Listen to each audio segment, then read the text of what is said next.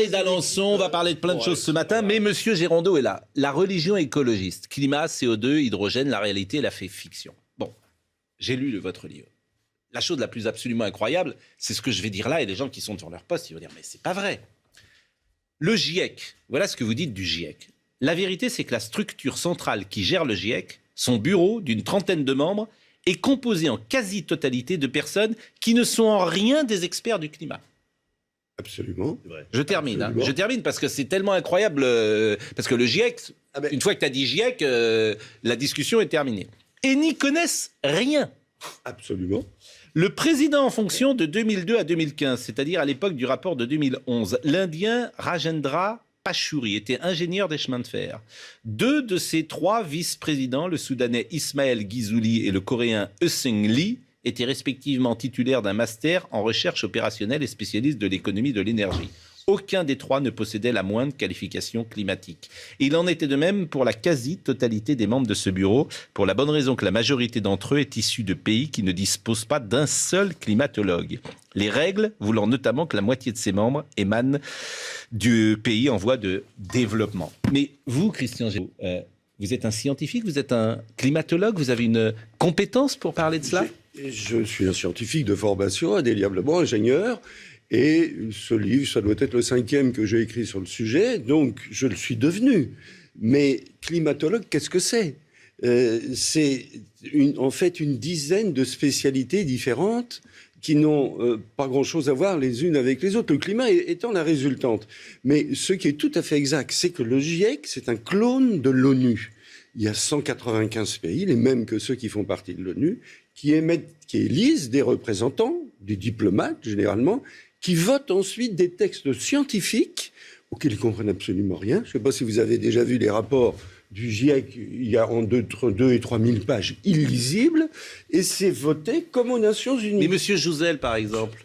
Monsieur Jouzel Monsieur Jouzel, il fait bien partie du GIEC. Il est glaciologue, donc oui, mais... il a fait partie du GIEC, c'est tout à fait exact. Mais lui, c'est un scientifique. J'ai pas dit qu'ils n'étaient pas scientifiques, mais Monsieur Jouzel... Vous dites une trentaine de membres qui n'y connaissent rien. C'est l'exception. Le bureau. Oui. Le bureau est composé à moitié de 30 membres, et à moitié de gens représentant les pays en voie de développement. Donc, vous allez trouver quelqu'un du Malawi, quelqu'un du Soudan du Sud, quelqu'un, etc. Et à moitié de gens qui représentent des pays développés. Mais il y a combien d'experts véritables en climat dans le monde ? Vous en avez quelques unités. Donc, qu'il y ait une ou deux personnes qui aient véritablement une compétence, c'est tout à fait exact, sont votées comme à l'ONU, par une assemblée générale, par des gens qui ne connaissent pas. Alors ma question, c'est justement les rapports qui sont rédigés du GIEC. Oui. Ils ne sont pas toujours rédigés par les personnes du bureau du GIEC. Donc pas du tout. Pas du tout. Les rapports... Oui, mais attendez, je termine juste ma question. Oui. Les personnes qui rédigent les rapports, ce sont des scientifiques. Que le bureau du GIEC soit constitué avec une représentativité comparable à celle de l'ONU, parce que il faut, comme c'est un sujet mondial, c'est assez logique qu'il y ait des personnes de plusieurs pays. Mais c'est pas eux qui rédigent les rapports, c'est bien des scientifiques qui rédigent les rapports. Donc il faut faire attention, parce que vous jetez le discrédit sur les travaux du GIEC du fait de ce bureau, mais les rapports sont bien rédigés par des scientifiques. Les rapports, oui, mais pas les conclusions des rapports. Et les conclusions des rapports, souvent, n'ont aucun rapport avec ce qu'ont écrit les scientifiques, mais aucun. Où on prend parfois l'hypothèse la plus haute, par exemple, ou la plus dramatique. Ça, c'est passé par... Les hypothèses, dont, pour certains cas, et le plus important d'entre eux, ont été organisées, je dirais, par des groupes de pression au sein du GIEC. Mais je prends un exemple parce qu'il est fondamental. Quel est l'avenir des énergies renouvelables ? Le GIEC a écrit, il y a 10 ans, les énergies renouvelables peuvent répondre à 80% des besoins de la planète. Faux. C'est totalement faux. Ça ne figure pas dans les rapports. Ça figure dans la déclaration de M. Pachauri, que vous avez citée, qui ne repose sur rien. Parce que... Et pourquoi il dit ça, alors ? Mais personne ne pense que... Parce que ce sont des gens convaincus. C'est quoi la motivation ? La motivation, c'est que le monde va à la catastrophe, il doit bien y avoir une solution. Donc, à partir du moment où vous prenez le raisonnement dans ce sens-là, vous dites absolument n'importe quoi. Si vous ne partez pas du raisonnement logique, qu'est-ce qu'on peut faire ? Mais là, c'est très grave, parce que le monde entier, on en est à 1000 milliards d'investissements dans les énergies renouvelables, ça vient de ce rapport.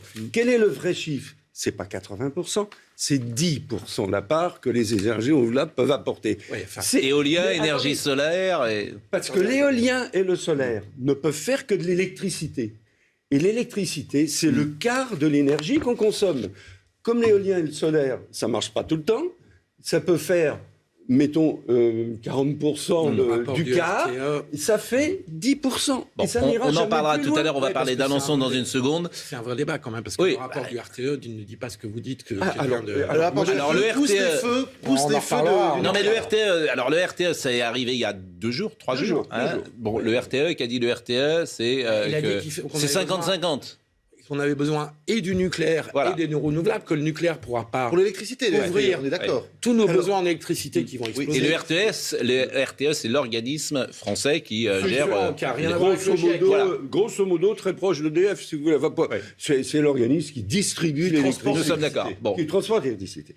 Eh bien, ce rapport du RTE est dramatique. Tellement il est faux. Alors, attendez, quel est le préalable du rapport ? Un large consensus, je le lis parce que je l'ai noté, veut que ces centrales actuelles, on en a 54, ne puissent dépasser 60 ans de vie. Donc, il va falloir les arrêter, construire quelque chose à la place. Ce large consensus, il n'a pas traversé l'Atlantique. Parce que les mêmes centrales en Atlantique, on est en train de les prolonger à 100 ans.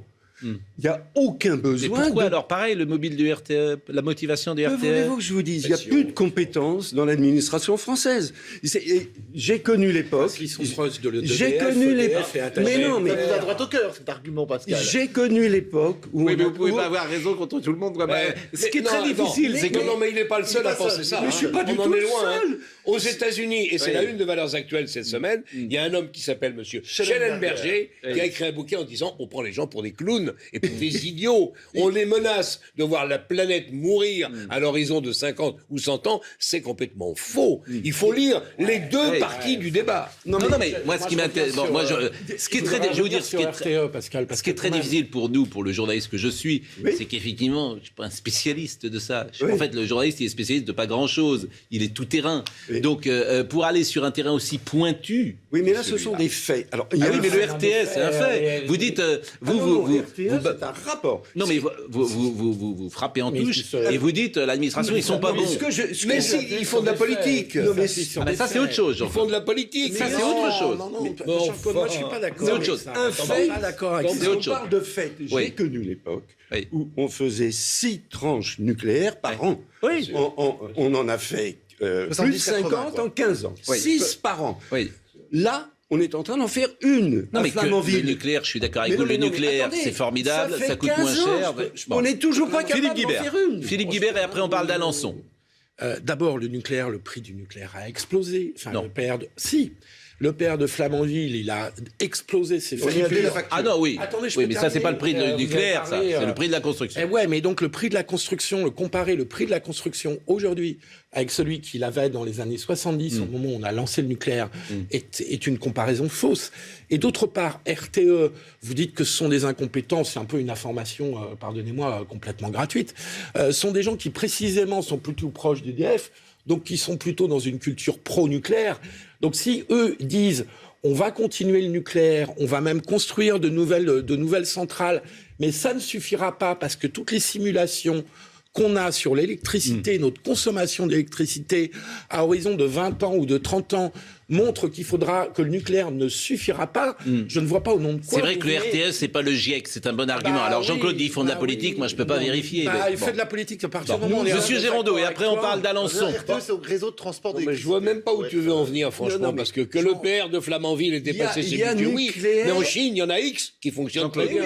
Ils savent les faire, eux, et plus nous. Il y a nucléaire et nucléaire. Monsieur Gérondeau. Nous avons aujourd'hui un trésor qui a été légué par nos prédécesseurs. 54 centrales nucléaires qui marchent admirablement.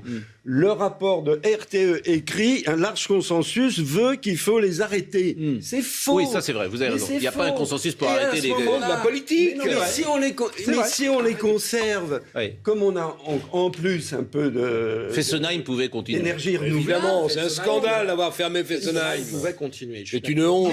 Mais est-ce que je peux ajouter un point? Non, parce que je voudrais qu'on aille sur Alençon. Ben oui, mais... Simplement terminer. C'est monsieur qui est invité. Mais non, et simplement terminer pour dire que si on les conserve, on n'a pas besoin de dépenser des milliards supplémentaires. D'accord. Alors, un mot de Philippe Guibert et après on parle à Alençon. Il faudra quand même un jour parler des déchets nucléaires quand même. Excusez-moi, c'est un problème qui est non résolu. Ah oui, ça c'est sûr. Moi, ça tombe bien parce que le PR ne fait pas de déchets nucléaires. Mais il est résolu. Pourquoi vous dites qu'il n'est pas résolu? Mais pourquoi vous dites qu'il n'est pas résolu? Ça, c'est des éléments de langage. Il est mis dans des sarcophages et puis il est en dessous. Pourquoi vous dites qu'il est non résolu? On a mis dans la tête des gens tout mais et c'est ça qui est fascinant. On a une solution pour les déchets nucléaires. Elle ne vous convient pas. On les enfouit. Ah oui, ça c'est ce qu'on appelle une solution. C'est mieux que les terrils dans le Nord.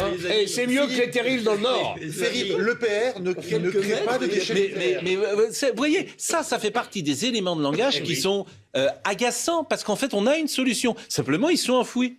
Oui, donc quel est le problème? Le problème est un peu de confiance dans le génie humain, mon cher Philippe. Vous confirmez que le PR, c'est zéro déchet nucléaire? Même si ça en est, ce que je confirme surtout, c'est que quelques mètres de terre, et on attend 1 ou 2 millénaires. Bon, on verra bien ce qui se passe. C'est le génie On verra humain. bien ce qui se passe. Non, mais bon, c'est allez, quand même... Alençon.